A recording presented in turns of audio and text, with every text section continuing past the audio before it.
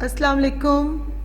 جماعت نہم دہم کے لیے سینٹ جانز ہائی اسکول میں ایک بار پھر آپ سب کو خوش آمدید. میرا نام الماس سجاد ہے.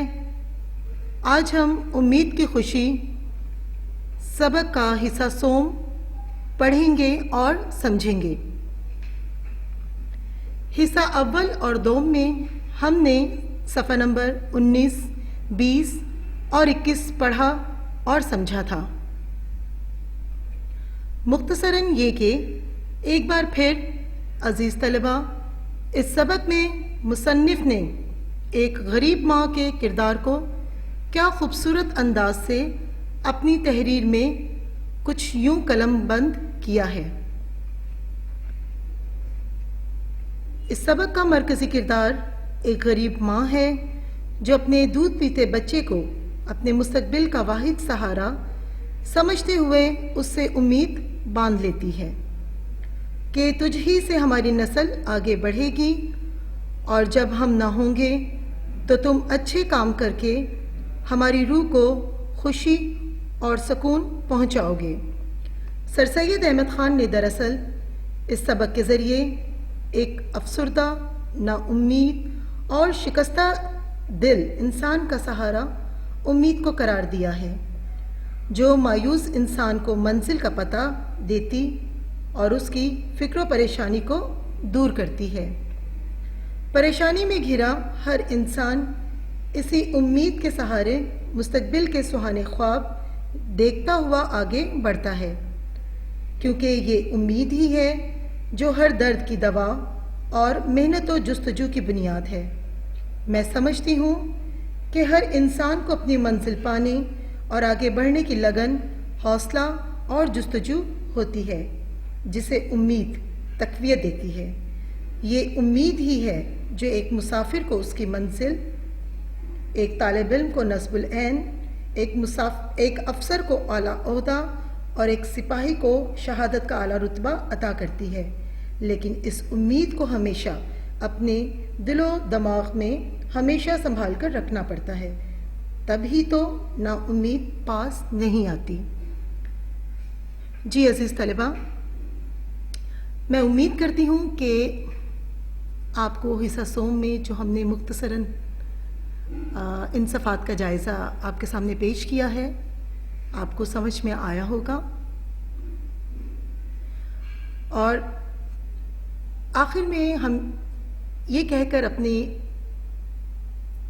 ان صفحات کو اور مزید سمجھیں گے کہ ہمیں ہر معاملے میں امید کا سہارا لینا چاہیے اور کسی بھی معاملے میں نا امید نہیں ہونا چاہیے. ذیل کے جملوں کی تشریح مع حوالہ سیاق و سباق کیجیے. الف، دیکھ وہ بے گناہ قیدی اندھیرے کنویں میں 7 تہ خانوں میں بند ہے. اس کا سورج کا سا چمکنے والا چہرہ زرد ہے. بے یار و مددگار، غیر قوم، غیر مذہب کے لوگوں کے ہاتھوں میں قید ہے. حوالہ سبق: یہ جملہ نصابی کتاب میں شامل مضمون امید کی خوشی سے منتخب کیا گیا ہے، جس کے مصنف سر سید احمد خان ہیں. سر سید احمد خان اس جملے میں حضرت یوسف علیہ السلام کی مثال دیتے ہیں جب انہیں ان کے بھائیوں نے ایک کنویں میں ڈال دیا تھا. اس وقت ان کی کیا حالت ہوگی، مگر ایک امید زندہ رکھے ہوئے تھی. جو بے یار و مددگار تھے، وہ بے یار و مددگار تھے، ایک غیر ملک میں اجنبی قوم کے درمیان قید تھے، مگر امید وہاں بھی موجود تھی. اتنے مصائب میں صرف امید ہی ساتھ تھی. یہ امید ہی ہے جو ہمیں اور دنیا کو رواں دواں رکھتی ہے. بے، جی عزیز طلبہ، بے میں کچھ یوں جملے کو ہم نے تشریح کرنا ہے اس کی. دیکھ نادان بے بس بچہ گہوارے میں سوتا ہے، اس کی مصیبت زدہ ماں اپنے دھندے میں لگی ہوئی ہے اور اس گہوارے کی ڈوری بھی ہلائی جاتی ہے، ہاتھ کام میں اور دل بچے میں ہے۔ آپ نے اس جملے کی تشریح جملے جو الف میں ہم نے کی ہے بالکل اسی طرح کرنی ہے۔ اس میں کچھ یوں بیان کیا گیا ہے: سر سید احمد خان اس جملے میں مضمون کے قاری سے مخاطب ہیں اور کہتے ہیں کہ روزمرہ مشاہدے میں کتنی بار غریب، مصیبت زدہ اور پریشان حال ماں کو تم نے دیکھا ہوگا جو کام کاج میں مصروف ہوتے ہوئے بھی جھولے کی ڈوری بھی ہلاتی جاتی ہے جس میں اس کا بچہ لیٹا ہوا ہے۔ وہ اپنی پریشانیوں اور مشکلات کے دوران بھی اپنے بچے کو راحت و سکون فراہم کرنے کی کوشش کرتی ہے۔ اس کے ہاتھ تو روزمرہ کام کاج میں مصروف ہوتے ہیں مگر دل اپنے بچے میں ہوتا ہے جو ماں کے مصائب سے بے خبر جھولے میں لیٹا ہے۔ امید اور اس کی خوشی نے دونوں کے دلوں کو جوڑ رکھا ہے۔ جی عزیز طلباء، امید کرتی ہوں کہ یہ جملہ آپ کو سمجھ میں آیا ہوگا۔ آج کا ہمارا ہوم ورک: درج ذیل جملوں میں سے اسم، فعل اور حرف کی نشاندہی کیجیے۔ اسم وہ کلمہ ہے جو کسی شخص، جاندار، جگہ، چیز، کام، حالت یا صفت کا نام ہو، جیسے علی، گھوڑا، کراچی، کتاب، کھیل، بیماری، نیکی۔ فعل وہ کلمہ ہے جسے گزرے ہوئے، موجودہ یا آئندہ زمانے میں کسی کام کا کرنا، ہونا یا سہنا پایا جائے، جیسے پڑھا، پڑھتا ہے، پڑھے گا۔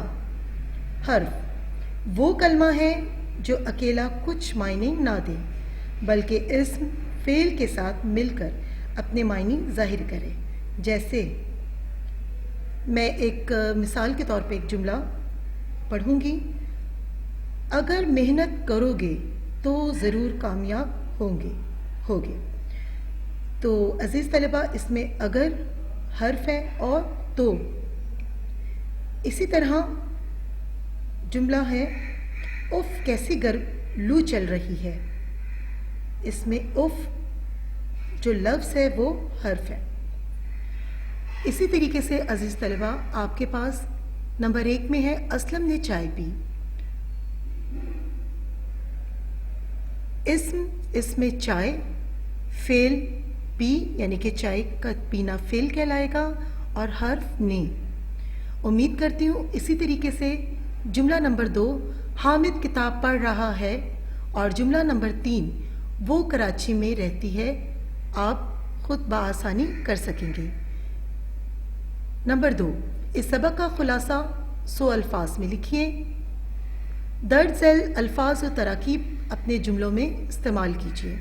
نیچے گئے جو الفاظ ہیں آپ نے اپنے جملوں میں استعمال کرنے ہیں: محنت کا پھل، آتش محبت، درد کی دوا، خوش الحان، بے ریا خیال، کٹھن گھڑی۔